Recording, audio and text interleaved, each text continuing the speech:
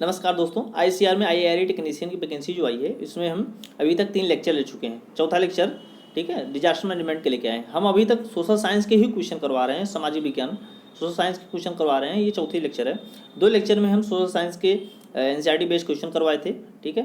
Third वाले में economic development के क्वेश्चन करवाए थे और फोर्थ वाला लेक्चर ये है डिजास्टर मैनेजमेंट का लेक्चर है, ठीक है। इसमें लगभग 40 क्वेश्चन है। 40 क्वेश्चन में से लगभग आपको 35 क्वेश्चन आप स्कोर कर रहे हैं, तब अपने आप को सेफ मानिएगा एग्जाम के लिए, नहीं तो ठीक है अभी आपको बहुत तैयारी करने की जरूरत है। इससे कम आता है तो सिंपल क्वेश्चन है, कॉमन सेंस क्वेश्चन है, ठीक है। आप इसको करिएगा, ठीक है। और जितना भी स्कोर हुआ होगा कमेंट बॉक्स में जरूर बताइएगा, ठीक है। तो देर ना करते हुए हम क्वेश्चन को स्टार्ट करते हैं, क्वेश्चन की तरफ चलते हैं, ठीक है। तो क्वेश्चन है, निम्नलिखित में से कौन भौतिक भौगोलिक खतरों का श्रेणी में आता है, ठीक है। तो इसमें 4 ऑप्शन है, ग्रसन है, हिमस्खलन है, आक्रामक प्रजातियां हैं और बीमारियां, ठीक है। तो भौतिक भौगोलिक खतरों में की श्रेणी में कौन सा आता है, ठीक है। तो हिमस्खलन आता है, ठीक है, हिमस्खलन आता है।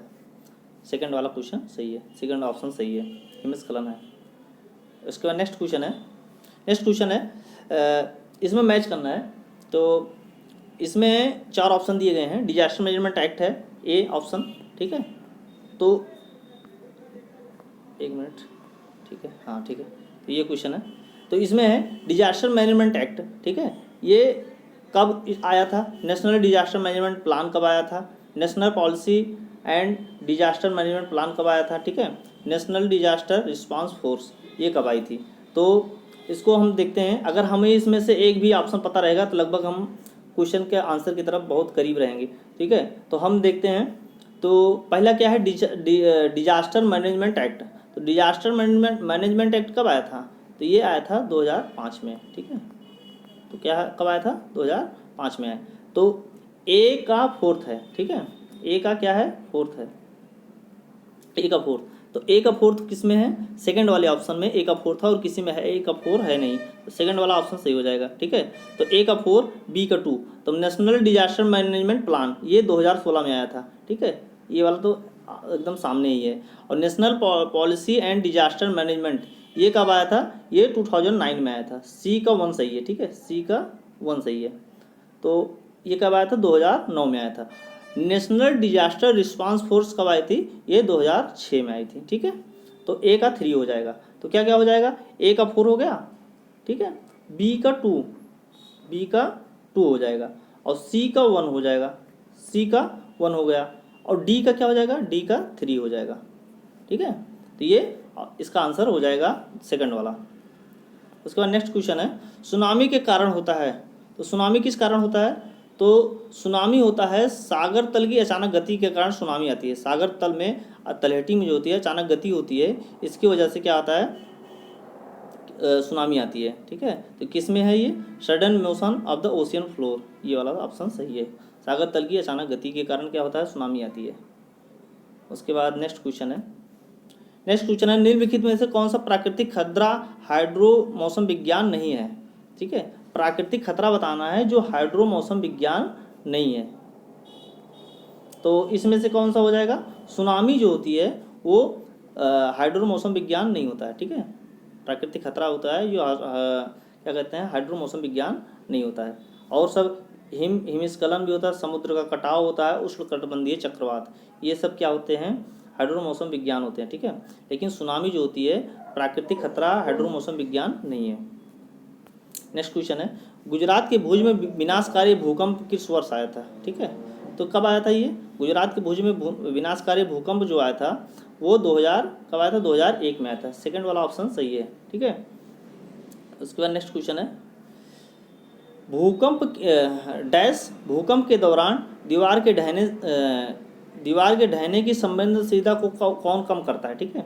जब भूकंप आता है तो किस तरह के घर बनाए थे, दरवाजे खिड़कियाँ किस तरह की होनी चाहिए जिससे भूकंप का क्या होता है, संवेदनशीलता कम हो।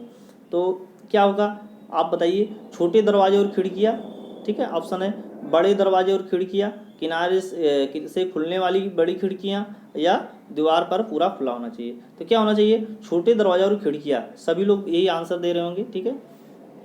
तो ये ऑप्शन सही हो जाएगा फर्स्ट वाला, small door and window opening, ठीक है, छोटे दरवाजे और खिड़कियाँ सही होना चाहिए, ठीक है, सही है। उसके बाद नेक्स्ट क्वेश्चन है, निम्नलिखित में से कौन सा एक स्थलीय प्राकृतिक आपदा का उदाहरण है। ठीक है, तो निम्नलिखित में से कौन एक स्थलीय प्राकृतिक आपदा का उदाहरण है। ठीक है, तो इसमें 4 ऑप्शन है, बर्फानी तूफान, बवंडर और तड़ित वृष्टि और भूस्खलन। ठीक है, तो इसमें क्या बताओ क्या हो सकता है, स्थलीय प्राकृतिक आपदा का उदाहरण क्या हो सकता है। ठीक है, तो बर्फानी तूफान नहीं हो सकता है स्थलीय प्राकृतिक, बवंडर भी नहीं हो सकता है, हवा में आता है। तड़ित वृष्टि मतलब जिसे कहते हैं थंडर स्टॉर्म, जिसे लाइटनिंग जो होती है, ठीक है, बरसात के टाइम में। तो ये तीनों तो क्या हैं, स्थलीय प्राकृतिक आपदा का उदाहरण नहीं है। लेकिन चौथा वाला जो है भूस्खलन, ठीक है, लैंडस्लाइड जो होता है स्थलीय प्राकृतिक आपदा का उदाहरण है। ठीक है, ये सही हो जाएगा। कौन सही हो जाएगा, 4th वाला सही है। ओके, भूस्खलन वाला सही हो जाएगा। निम्नलिखित में से कौन एक वायुमंडलीय खतरा है। ठीक है, तो वायुमंडलीय खतरा क्या क्या हो सकता है, वायुमंडल में जो डेंजर्स होते हैं, ठीक है, वो मुझे बताना है। तो विषाणु जनित रोग, ठीक है, ये मैं कह नहीं रहा था अभी स्टार्टिंग में कि कॉमन सेंस क्वेश्चन होते हैं, मैक्सिमम कॉमन सेंस क्वेश्चन है, जो आपको बेसिक नॉलेज जो है उससे लगभग क्वेश्चन आप कर ले जाएंगे। डिजास्टर मैनेजमेंट के क्वेश्चन लगभग लोगों से हो जाएंगे। ठीक है, तो जैसे ये वाला क्वेश्चन है कॉमन सेंस बेसिक क्वेश्चन ही है। ठीक है, लिखा है निम्नलिखित में से कौन एक वायुमंडलीय खतरा है। एकदम सिंपल क्वेश्चन है। नंबर 1 वायुमंडलीय खतरा क्या हो सकता है, बॉन्डर है ऑप्शन में, भूकंप है, भूस्खलन है और विषाणु जनित रोग है। ये विषाणु जनित रोग क्या है, वायुमंडलीय खतरा नहीं है ना, भूस्खलन भी नहीं है, भूकंप भी नहीं है, तो क्या है, बॉन्डर बचा। ठीक है, तो बॉन्डर ही है, टोर्नाडो जो बोला जाता है। ठीक है, ये बोला जाएगा।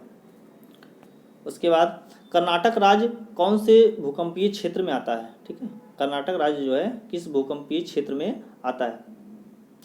तो सेकंड और थर्ड कहाँ पर है, हाँ ये है। ठीक है, सेकंड वाले में, सेकंड और थर्ड। ठीक है, भूकंपीय क्षेत्र कौन सा है, सेकंड और थर्ड सही हो जाएगा। कर्नाटक राज्य जो है सेकंड और थर्ड भूकंपीय क्षेत्र में आता है। ठीक है, इंडिया में एक चीज़ और इसके साथ साथ बता देते हैं, इंडिया में जो है, इंडिया में सेकंड से लेके भूकंपीय क्षेत्र जो है, मतलब जो जोन्स बांटे गए हैं, 1 से लेके 5 जोन तक बांटे गए हैं, जिसमें low risk zone, high risk मतलब मीडियम रिस्क जोन और हाई रिस्क जोन। ठीक है, इसमें 5 रिस्क जोन है। ठीक है, तो इंडिया में जो है सेकंड से लेके 5वें तक, 5 जोन तक भारत में क्या कहते हैं, भूकंपीय क्षेत्र बनाया गया है। ठीक है, तो कर्नाटक राज्य जो है, कर्नाटक राज्य में सेकंड और थर्ड दोनों तरह के भूकंपीय क्षेत्र पाया जाता है। ओके, ठीक है, नेक्स्ट क्वेश्चन है, आपदा जोखिम में कमी के लिए सेंधाई ढांचे के संबंध में निम्नलिखित कथनों में से कौन सा सही नहीं है, ये बताना है। ठीक है, आपदा जोखिम में, ठीक है, सेंधाई ढांचे के संबंध में निम्नलिखित कथनों में से कौन सा सही नहीं है। तो कौन सा सही नहीं है, तो Sendai framework was adopted for the 2015 to 17 period. ठीक है, ये वाला ऑप्शन गलत हो जाएगा, ये वाला और सब सही है। ठीक है, जैसे पहला वाला क्या है, Sendai declaration and framework for disaster risk reduction was adopted in 2015। ठीक है, सेंधाई डिक्लेरेशन जो अडॉप्ट किया था, फ्रेमवर्क जो अडॉप्ट किया गया था, कब किया गया था, 2015 में अडॉप्ट किया गया था, ये बात सही है। ठीक है, उसके बाद है the 3rd united nation wide conference on disaster risk reduction held in Sendai. ठीक है, ठीक है, तो ये भी सही बात है। ठीक है, यूनाइटेड नेशन की जो वर्ल्ड कॉन्फ्रेंस हुई थी डिजास्टर रिस्क मैनेजमेंट के लिए, ठीक है, कहाँ पर हुई थी, सेंधाई में हुई थी, बिल्कुल सही बात है। ठीक है, इसीलिए सेंधाई में हुई थी, इसीलिए क्या कहते हैं, सेंधाई ढांचे के संबंध में लिखित कथनों में से कौन सा नहीं है, इसलिए सेंधाई के बारे में बता रहे हैं, क्योंकि सेंधाई में हुई थी इसलिए उसका नाम ही सेंधाई रख दिया गया था। उसके बाद नेक्स्ट क्वेश्चन, नेक्स्ट ऑप्शन है, Sendai framework was adopted in for the 2015 to 17 period. ठीक है, तो मैं अभी बताया था 2015 में लिया गया था, तो 2015 to 17 गलत हो जाएगा। ठीक है, और it was an update for the agreement made during the Hyogo conference. ठीक है, हाइगो कॉन्फ्रेंस, ये भी बात सही है। ठीक है, तो कौन सा गलत हो जाएगा, ठीक है, सेकंड वाला क्वेश्चन गलत, ऑप्शन गलत है, तो इसके संबंध में, इस क्वेश्चन के संबंध में ये वाला ऑप्शन सही है। ओके, उसका नेक्स्ट क्वेश्चन है, कौन सी एक प्राकृतिक आपदा नहीं है। ठीक है, ये तो एकदम कॉमन सेंस क्वेश्चन है, कॉमन सेंस सिंपल क्वेश्चन है। ठीक है, तो प्राकृतिक आपदा भूकंप भी है, ठीक है, शॉर्ट सर्किट नहीं है, सुनामी है, चक्रवात भी है। ठीक है, तो शॉर्ट सर्किट फायर जो होता है वो एक प्राकृतिक आपदा नहीं है। नेक्स्ट क्वेश्चन है, ऑपरेशन समुद्र मैत्री को भारत द्वारा किसके मदद के लिए शुरू किया गया था? ठीक है, तो कब शुरू किया गया था, किसकी मदद के लिए शुरू किया गया था? ऑपरेशन समुद्र मैत्री जो शुरू किया गया था वो इंडोनेशिया के लिए था। ठीक है, सेकंड ऑप्शन इंडोनेशिया है। ठीक है, ये इंडोनेशिया वाला सही हो जाएगा। तो इंडोनेशिया के लिए समुद्र मैत्री शुरू किया गया था। उसके बाद नेक्स्ट है, भारत में भूकंप की चपेट में आने वाले भूभाग की सीमा कितनी है? ठीक है, तो भारत में चपेट में आने वाले भूभाग की सीमा कितनी है? ठीक है, 59% है। ठीक है, कहाँ है 59%? सेकंड वाला ऑप्शन सही है, ये वाला। ठीक है, 59% है। कितना है? 59% है। ठीक है, उसके बाद नेक्स्ट क्वेश्चन है, निम्नलिखित सिक्किम निम्नलिखित में से किस भूकंपीय क्षेत्र में आता है? ठीक है, सिक्किम जो होता है एक किस भूकंपीय क्षेत्र में आता है? तो सिक्किम जो होता है वो थर्ड। ठीक है,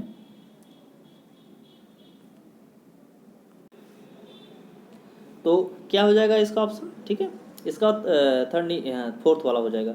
तो जोन क्या, कौन सा जोन है? फोर्थ जोन में आता है। ठीक है, सिक्किम जो है निम्नलिखित में किस भूकंप क्षेत्र में आता है? तो फोर्थ भूकंपीय क्षेत्र में आता है। फोर्थ क्या को बोलते हैं? फोर्थ को हम बोलते हैं हाई रिस्क। ठीक है, हाई रिस्क में आता है, हाई रिस्क। ठीक है, ओके, हाई रिस्क। तो जो हाई रिस्क में कौन कौन सा आता है ये एरिया? जो भारत के जो पूर्वी वाला एरिया है, पूर्व भारत के पूर्व जो जितने भी एरिया हैं, जैसे कि क्या कहते हैं, हाई रिस्क जोन में कौन कौन सा आ सकता है? सिक्किम वाला एरिया हो गया, म्यांमार जो भारत के पूर्व में है, म्यांमार ना, तो भारत के पूर्व में म्यांमार है। ठीक है, ठीक है, एक मिनट, मैं थोड़ा सा मैप के जरिए बताने की कोशिश करता हूँ।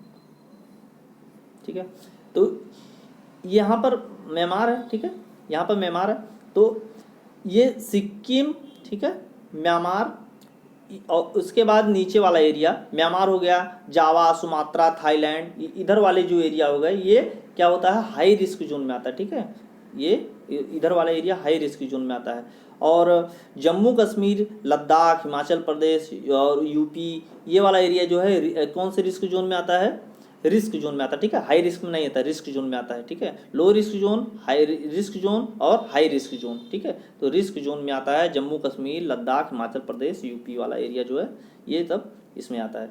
तो सिक्किम वाला ये ऑप्शन कौन सा सही हो जाएगा? ये वाला सही हो जाएगा। ठीक है, फोर्थ में आता है, सिक्किम फोर्थ में आता है।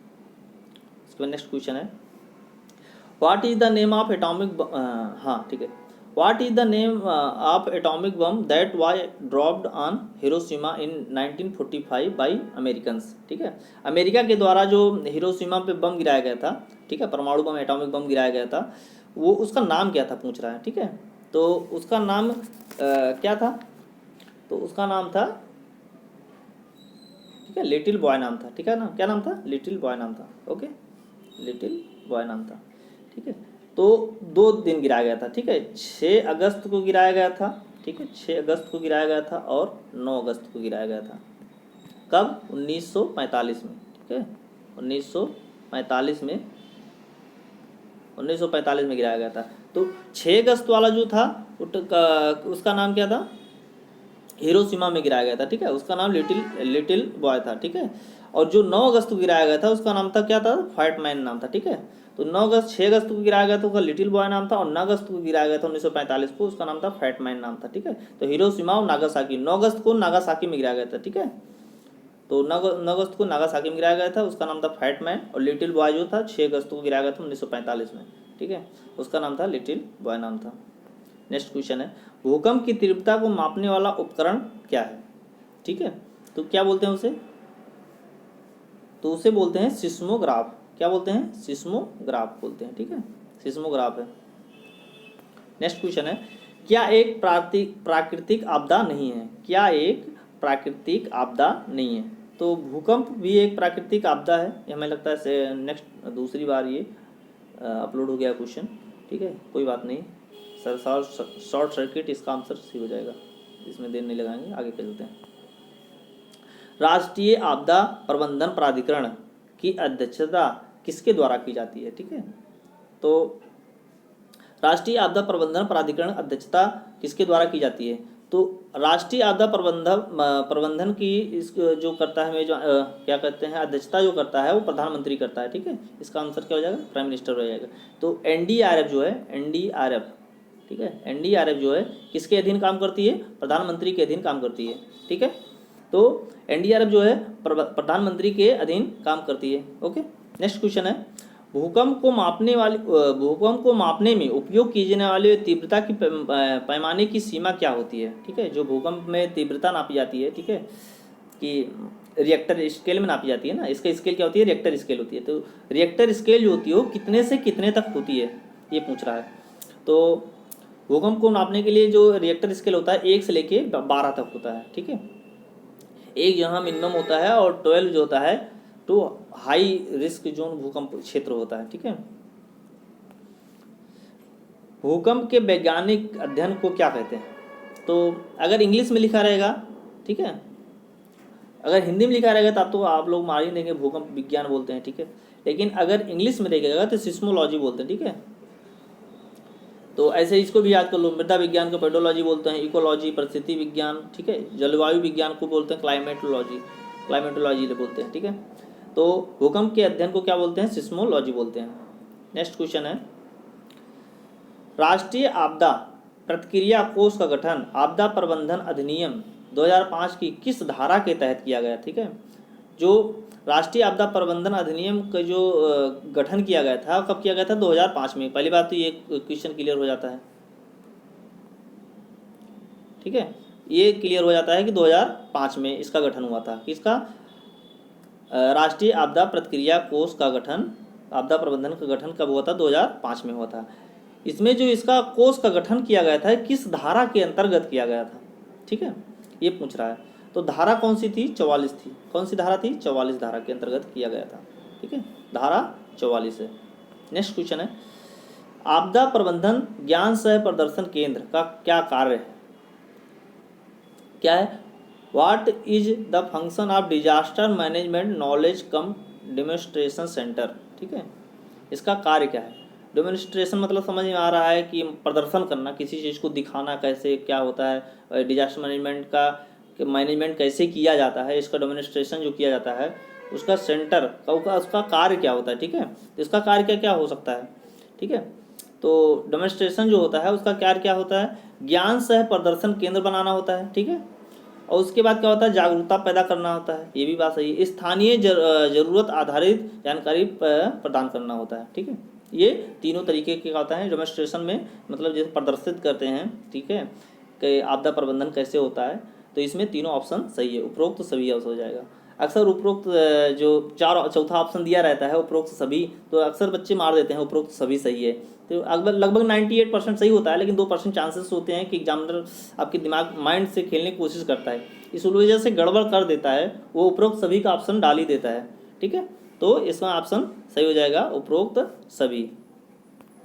नेक्स्ट क्वेश्चन है, भूपर्पटी में वह स्थान जहां से भूकंप की लहरें शुरू होती है क्या कहलाता है? ठीक है, तो उसको कहते हैं हाइपोसेंटर, ठीक है। क्या बोलते हैं? हाइपोसेंटर बोलते हैं, ठीक है। भूपर्पटी वह स्थान जहां से भूकंप की लहरें शुरू होती है, ठीक है, हाइपोसेंटर बोलते हैं। मान लो, ठीक है, ये वाला एरिया है, ठीक है, यहाँ से यहाँ वाले एकदम सेंटर पे क्या होता है, यहाँ से क्या होता है, भूकंप की जब भूकंप शुरू होता है तो ये जहाँ से शुरू होता है उसे बोलते हैं हाइपोसेंटर, ठीक है। यहाँ पर इसी को हाइपोसेंटर बोलते हैं या फोकस बोलते हैं। क्या बोलते हैं? फोकस, हाइपोसेंटर या फोकस बोलते हैं।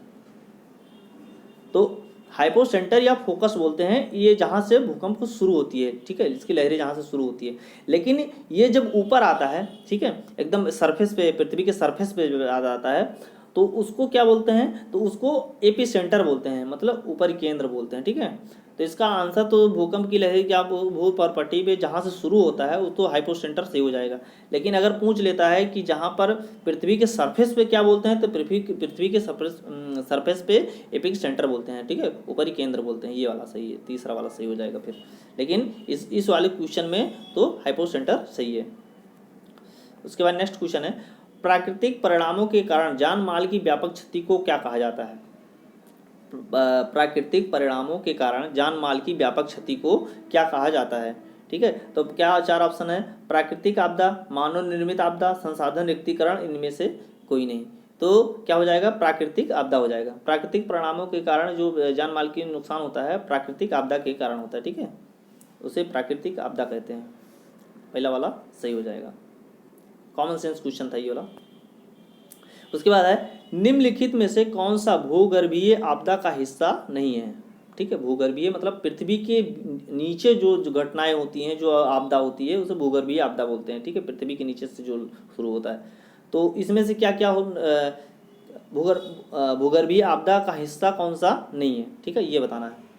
तो क्या क्या सही हो जाएगा, समुद्री लहर जो है, कहाँ पर है, समुद्री लहर जो है, ये है सी सर्ज, समुद्री लहर जो है भूकंपीय आपदा का हिस्सा नहीं है, क्योंकि ज्वालामुखी जो होता है वो पृथ्वी के नीचे जो चट्टानें फटती हैं उसका विस्फोट होता है, उसके बाद से जो लावा निकलता है वो ज्वालामुखी होता है, तो भाई भूगर्भीय आपदा का ही हिस्सा हो जाएगी।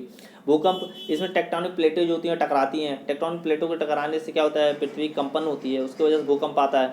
तो ये भी क्या होता है, भूगर्भीय आपदा का नीचे का हिस्सा हो जाएगा। सुनामी कैसे होता है, समुद्र के नीचे जब चट्टानों में रिप्लेसमेंट होता है, या क्या कहते हैं चट्टानें टकराती हैं, तो इसकी वजह से क्या होता है कि ऊंची ऊंची लहरें शुरू हो जाती है उठना। ठीक है, लेकिन ये किसके कारण होता है, भूगर्भीय आपदा का ही हिस्सा सुनामी भी हो जाएगी। लेकिन समुद्री लहर जो होती है वो भूगर्भीय आपदा का हिस्सा नहीं है। समुद्री लहर जो होती है वो ग्रेविटेशन के कारण होती है, ग्रेविटी की, पृथ्वी की ग्रेविटी, सूर्य और क्या कहते हैं चंद्रमा की ग्रेविटी के कारण समुद्री जो लहर उठती है, ठीक है, तो इसके कारण होती है। तो इसका आंसर हो जाएगा फोर्थ वाला सही हो जाएगा। उसके बाद नेक्स्ट है भूकंप प्रबंधन में क्या शामिल नहीं है। ठीक है, भूकंप प्रबंधन में क्या शामिल नहीं है, तो मॉनिटरिंग, ये भी बात सही है, भूकंप प्रबंधन के लिए मॉनिटरिंग तो बहुत ज़रूरी है। ठीक है, निगरानी जरूरी है। रिकंस्ट्रक्शन, मान लो भूकंप आ गया, गिर गया घर वर सबका, गिर गया, बिल्डिंग गिर गई, ठीक है, और सब कुछ खराब हो गया, तो उसका रिकंस्ट्रक्शन करना भी जरूरी होता है। ठीक है, तो ये भी बात सही हो जाएगी, भूकंप प्रबंधन के लिए भी जरूरी है। उसका रिहेबिलिटेशन मतलब पुनर्वास, मतलब ठीक है, जो जिसका घर और नुकसान हो गया उसको दूसरी जगह आवास मुहैया कराना, उसको वहाँ पर पुनर्वास करना। ठीक है, ये भी रिहेबिलिटेशन भी सही हो जाएगा। शहरीकरण नहीं है, ठीक है, शहरीकरण सही गलत हो जाएगा। ये भी कॉमन सेंस वाला सिंपल क्वेश्चन था। उसके बाद है निम्नलिखित में से कौन सा पृथ्वी के ज्वालामुखियों में सबसे अधिक विस्फोटक है। ठीक है, तो अगर आप डिटेल में पढ़े होंगे ज्वालामुखियों के बारे में, तो ज्वालामुखियाँ कई तरीके की ज्वालामुखी होती है, तो सबसे विस्फोटक ज्वालामुखी जो होती है कॉल्डेरा की क्या कहते हैं ज्वालामुखी जो होती है सबसे विस्फोटक होती है। ठीक है, कॉल्डेरा की ज्वालामुखी सबसे क्या होती है, विस्फोटक होती है। नेक्स्ट क्वेश्चन है चक्रवात हुदहुद किस राज्य से टकराया था। चक्रवात हुदहुद किस राज्य से टकराया था, तो आंध्र प्रदेश से टकराया था। ठीक है, हुदहुद कब आया था, कहाँ से आया था, आंध्र प्रदेश से टकराया था। ठीक है, ये वाला सही हो जाएगा, हुदहुद आंध्र प्रदेश से टकराया था। उसके बाद है हिंद महासागर में सुनामी कब शुरू हुई थी। पहले हिंद महासागर में सुनामी आते ही नहीं थी, लेकिन जब शुरू हुई थी, कब शुरू हुई थी, 2004 से ही हिंद महासागर में सुनामी शुरू हुई थी। इसके पहले सुनामी ही नहीं आती थी हिंद महासागर में। ठीक है, तो 2004 से क्या होता है, हिंद महासागर में सुनामी शुरू हुई थी।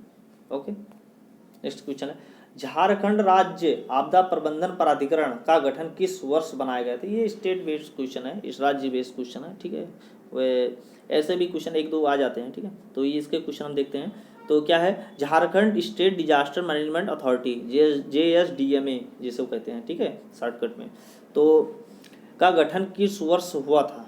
तो ठीक है, कब बनाया गया था, कहने मतलब ये है। तो इसका हो जाएगा झारखंड वाला क्या हो जाएगा, 2000, इसका आंसर हो जाएगा 2010 हो जाएगा। ठीक है, हाँ ठीक है, 2010 हो जाएगा, चौथा वाला ऑप्शन सही हो जाएगा। झारखंड राज्य आपदा प्रबंधन प्राधिकरण का गठन 2010 में हुआ था। उसके बाद है ज्वालामुखियों में निकलने वाली सबसे प्रचुर गैस कौन सी होती है, मतलब सबसे ज़्यादा जो गैस निकलती है ज्वालामुखियों में कौन सी गैस होती है, तो इसमें सबसे ज़्यादा जलवाष्प निकलता है। ठीक है, जलवाष्प निकलता है पृथ्वी के नीचे से। उसके बाद नेक्स्ट क्वेश्चन है निम्नलिखित में से कौन सा एक प्राकृतिक खतरा नहीं है। ठीक है, प्राकृतिक खतरा कौन सा नहीं है, प्राकृतिक खतरा भूकंप भी हो जाएगा, सुनामी, बाढ़, परमाणु दुर्घटना। परमाणु दुर्घटना इंसान के द्वारा घटित घटनाएं हो सकती हैं। ठीक है, जैसे हिरोशिमा नागासाकी 6 अगस्त और 9 अगस्त को अमेरिकन गिरा था 1945 में। ठीक है, तो ये क्या होती, परमाणु दुर्घटना थी। ठीक है, ये प्राकृतिक खतरा नहीं है। ठीक है, तो भूकंप, सुनामी, बाढ़ जो होगा प्राकृतिक खतरा हो जाएगा। तो ऑप्शन क्या सही हो जाएगा, खतरा नहीं है पूछ रहा है, तो खतरा नहीं है कौन सा हो जाएगा, न्यूक्लियर एक्सीडेंट, ये ऑप्शन सही हो जाएगा। किस राज्य में भूस्खलन का प्रमुख समस्या है, भूस्खलन सबसे ज़्यादा किस राज्य में होता है, तो उत्तराखंड में हर साल अक्सर देखा जाता है कि लैंडस्लाइड होती ही रहती है। ठीक है, तो लैंडस्लाइड सबसे ज़्यादा उत्तराखंड में होती है। ठीक है, तो इसको तो हर कोई मार सकता है, उत्तराखंड। ठीक है, सेकंड वाला सही है, उत्तराखंड। उसके बाद है मानव निर्मित आपदा का एक उदाहरण क्या है। ठीक है, मानव निर्मित आपदा का उदाहरण क्या हो सकता है।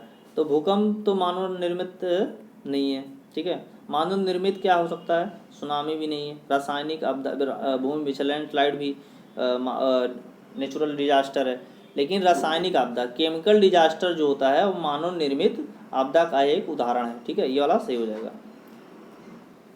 तीसरा वाला केमिकल। ठीक है, केमिकल जो है वो रासायनिक आपदा जो है वो मानव निर्मित आपदा का एक उदाहरण है। उसके बाद एनडीआरएफ का पूर्ण रूप क्या है। ठीक है, एनडीआरएफ का पूर्ण रूप क्या है, नेशनल डिजास्टर रिस्पांस फोर्स। क्या है, national disaster response force. National disaster response force कौन से ऑप्शन में, फर्स्ट वाले पे, नेशनल डिजास्टर रिस्पांस फोर्स हो जाएगा एनडीआरएफ का। विनाशकारी भूकंप वो होते हैं जिनकी तीव्रता रिएक्टर पैमाने पर है।